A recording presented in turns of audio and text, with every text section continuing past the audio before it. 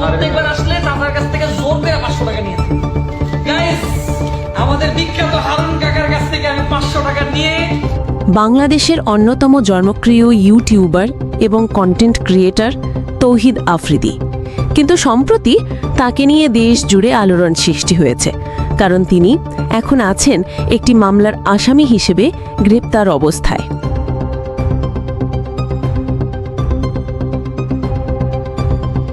তৌহিদ আফ্রিদি মূলত তার comedy video, short film এবং ব্লগের জন্য পরিচিত। 6 মিলিয়নের বেশি সাবস্ক্রাইবার নিয়ে তিনি বাংলাদেশি ইউটিউব জগতে সবচেয়ে প্রভাবশালী নামগুলোর একজন।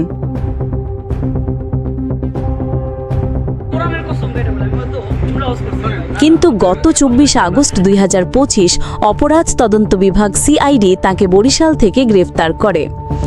এইটি ছিল গত বছরের জুলাই মাসে যাত্রাগাড়িতে আন্দোলনের সময় একজন ছাত্র নিহতের মামলার অংশ।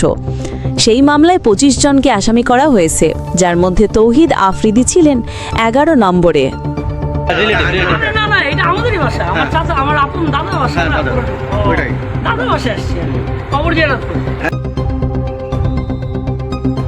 গ্রেফতারের পর আদালত তাকে 5 দিনের রিমান্ডে পাঠিয়েছে। পুলিশের দাবি তিনি ঘটনায় প্রভাব ফেলেছেন এবং তদন্তের স্বার্থে তাকে জিজ্ঞাসাবাদ প্রয়োজন। তৌহিদ আফ্রিদির একটি কলে ডিবি অফিসের মধ্যে ধরে নিয়ে আমাকে 1 ঘন্টা নির্মমভাবে পিটায় এবং সেদিন আমি ভিতর থেকে মরে যাই এবং আমাকে বলা হয় যদি এই ঘটনা আমি কাউকে বলি তাহলে আমাকে তারা গুম করে দিবে। জনপ্রিয় ইউটিউবার থেকে আসামির কাঠগড়ায় তৌহিদ আফ্রিদির এই যাত্রা এখন সবার আলোচনার কেন্দ্রে।